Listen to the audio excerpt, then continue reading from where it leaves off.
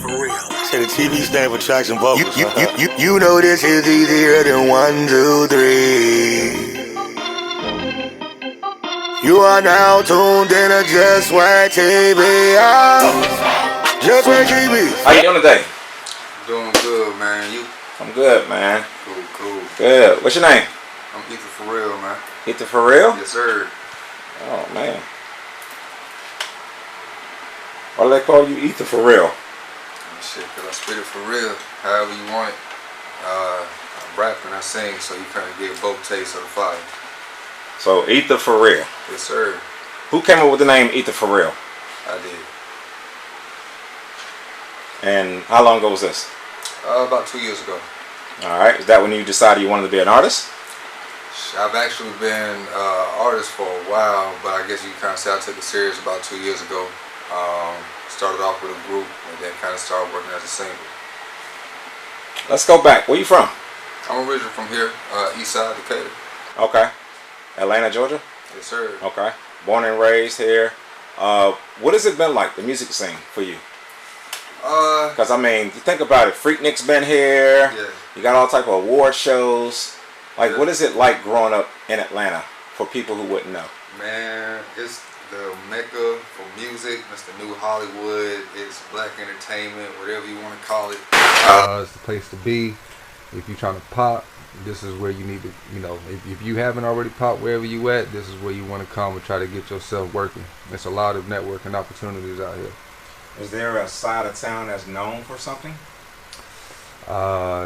East side is known for, I guess you could say, being bad. Right now I'm living on the south side of Riverdale. Kind of the same thing. I grew up there when I was a little, about 8 years old.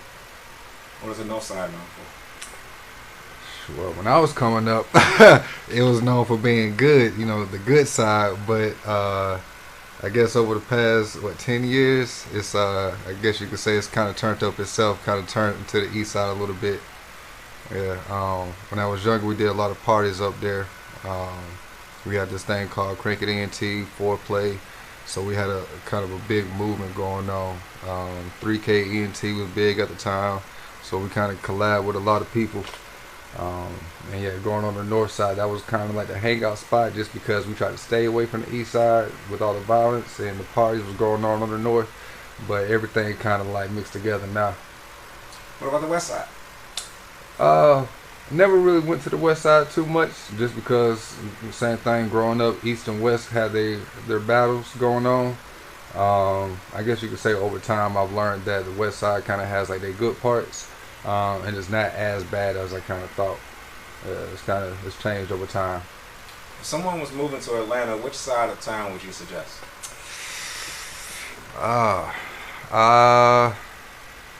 I mean, I guess it depends on what you can afford and what you're looking for. If you're looking for just somewhere to lay your head, I'll say the east side. I'll say somewhere close to the south side, just because that's what I'm familiar with. But if you got the bread, yeah, go to the west side of the nice area. Go far out east. Go far south. Go like Fayetteville. If you're on the north side, go Gwinnett. Try to get away from the bad areas. Many would call Atlanta the new Black Hollywood. Straight. What's your take on that? I feel wholeheartedly about that. I totally agree. Like I said, if you're trying to get something popping, this is where you want to come. It's definitely changed. Everyone is trying to come here. There's too much traffic, too many goddamn people out here. They killing the roads, killing the potholes. But yeah, this is definitely the place to be if you're trying to get yourself working. What's the biggest celebrity you would say you bumped into? So far, Lil Baby. I ran into him. I ran to the Brad. I networked with Bone Crusher some years ago, but I guess most recently would probably be Lil Baby and the Brat. What was that like? What was that kind of like? How did that happen? Lil Baby, I was at the gas station. I was at work, and just so happened that morning he was there. I was there, and when we ran into each other, it was like when he had first popped off with Indeed. He kind of had this shocked face, like he didn't know which way I was about to go, but I had to let it be known, like, no, we cool, what I'm saying, I do music too. We dapped up, that was that. With the brat, we kind of met at the liquor store when she was leaving out. We was coming in, and you know, it was just a hey, what's up type thing. She had to go to a party. It was when Jermaine Dupri was having a So Def concert going on. What kind of bottle of liquor did she have around? She had bottles, so I couldn't see. She had them all bagged up already. Oh, okay. Yeah, what kind of bottle of liquor you had? Oh, we was getting some Henny. You know what I'm saying? Okay. Yeah, we was on the way to the studio at Low Key. Is Henny your drink, a choice? If I'm going dark, it'll be Henny. If I'm going light, it'll be some form of vodka. You know, some type of tequila, Jose Cuervo. Just depending on what type of turned up night I'm trying to have. What would you say the state of hip hop is right now? Man, it's more expressive. You know, I look at it from where it is now and how it was back in the day. And back in the day, you were able to kind of be vocal about how you felt, but it was still censored and filtered. But nowadays, you can pretty much tell it how you want to tell it, and it's gonna get heard. Especially back in the day with CDs, and nowadays with streaming. So it's a lot easier for music to get out there. How do you feel women are objectified in music? You know, it kind of goes, you know, hand in hand. Back then, you know, Queen Latifah, she was kind of like, you know, empowerment for the women. Nowadays, you know, women still have that same empowerment. It's just more on the way, you know, more and more freaky level. I love it. And then you got some women that have the love side to them, and they have the turned up side to them. You know, I definitely feel like women have come a long way, for real, for real.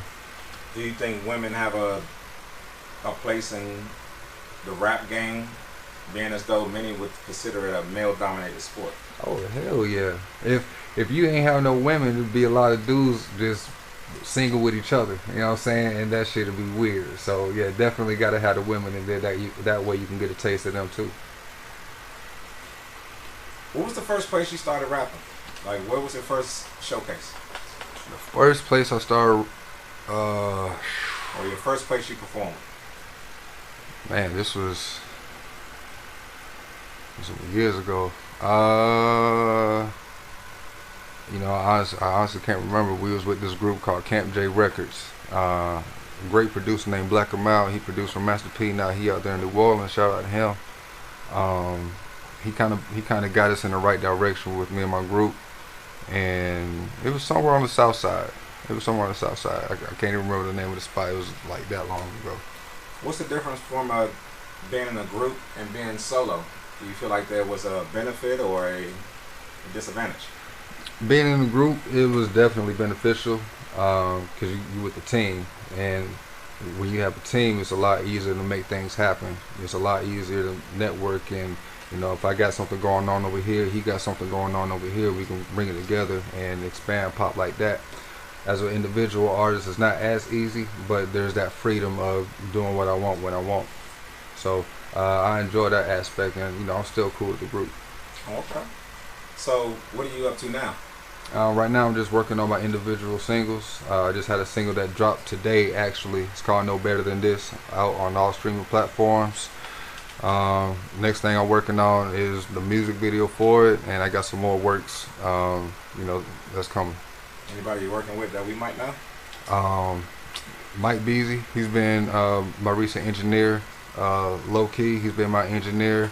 As far as working with anybody, me and my bees were supposed to be working on the song, but we put that on hold for right now. But in the future, you know, we might have something pop off. Okay. How do you feel about Breonna Taylor's case? You took a big breath there. Yeah, because the justice system is fucked up, and I know how I would handle it if it was my people, and how I want someone to handle it if the situation had happened to me. There's no justice in the situation. You know, I feel like if you're a part of it, everybody should be judged the same way, because if the shoe was on the other foot and we went and did something, it wouldn't just be one person going down, and it'd be everybody who was there. So yeah, no justice is really served in that situation. What do you think should have happened to the police officers involved? off record, you know what I'm saying, the street should have handled them. But, you know, if the justice system was going to do what they're supposed to do, I feel like they need to be fair and, you know, go ahead and give them the punishment that they deserve. You know, especially with everything else that has been going on, you can't just sweep things under the rug. You can't keep sweeping things under the rug. That's not how life is. That's not how it works. What do you think is the correct process of protesting or changing social injustice? For a long time, and history will show, we've been protesting for hundreds of years. Whether if it's been blacks protesting or women protesting, injustice, however you want to put it. You know, when it comes to certain protests, I guess you could say minorities or, you know, black people, we don't have the same open freedom or open privilege as, you know, you would say other white people would have, because they can kind of go out with pitchforks and guns and everything else and flames in the air. But the minute a black person comes and we just have a group, all of a sudden it's a riot, or, you know, we're causing a disturbance. So it's definitely biased. Have you had any white friends come up to you or any other race come up to you and apologize or maybe give some type of empathy towards the situation? Yeah, I've had people, you know, who'll come up to me and they'll, you know, they say either A, you know, they're sorry about everything that's going on. Sometimes they'll look in the mirror and realize some things that they may have done or how they may have kind of looked past some of the racist things that's happened in the past. You know, they're trying to make a change for themselves. So I feel like sometimes when situations happen, they can better somebody else, even though, you know, it can be messed up. Let's switch the subject a little bit. All right. You single? I am. Why? I don't trust women too much. You don't trust women? Yeah. Wow. Yeah, women have their own agenda. Right now, I'm kind of just focusing on me. You know, I got a 6-year-old son. Just trying to make sure that me and him are good until I find the right one who can, you know, fit my criteria. How do you feel about the stereotype that black fathers aren't in their kids' lives? It's a messed up stereotype. I like to be the one to break that stereotype, or, you know, one of the few. You know, I look around. I don't feel sorry for the dudes who don't get to see their children, who don't even try to see their children. You know what I'm saying? If you're not doing for your kid, why would you expect to see your kid? Because you're not even trying to provide or support. You know, don't be the type who just be like, I'll pick them up on the weekends and then drop them off, and then you say you're a father or you're a dad. Like, it don't work like that. You got to step up and for real be a man about your shit. What do you want your music to say to people? I like to have fun. It's a vibe. You know what I'm saying? It's, you know, let's kick back. Let's drink. Let's smoke. You know what I'm saying? Let's just get together and have fun. Yeah, that's what I like to do. You know what I'm saying? I like vibes and I like energy. I like good energy. What was your last record about? Sex. Yeah. Some seductive type stuff. You know, if a girl want to get nasty, you know, some of the things I go on in the bedroom. The way that I put it down, you know, something for the ladies. Is that someplace you want to stay? Is that the lane you want to stay in? Not necessarily, but I could say that with influences of R. Kelly, Trey Songz, Usher, you know, people of that agenda, I could kind of say that has been my lane. But I can also, you know, talk about other things than just sex all the time. Where can people follow you? You can follow me at Ether for Real. ETHER, the number 4 for and real. How can people book you? Any emails or websites? You can book me at etherforreal.1@gmail.com. Yeah, just hit me up on IG. I got all my music on all platforms. Reach out. You know, I'm willing to work, willing to network. Let's go. Last thing, what would you say was the best advice your parents ever gave you? Keep good credit. Don't have too many babies. Stay out of trouble. That was it. Ether for Real, man. Thank you so much for coming past Just Swag TV, yes, the block. Yes, sir. It's been definitely real. Indeed. Hey, what's happening? It's your boy Ether for Real on Just Swag TV, the block. You can go ahead and follow me on all social media Ether for real with the number 4.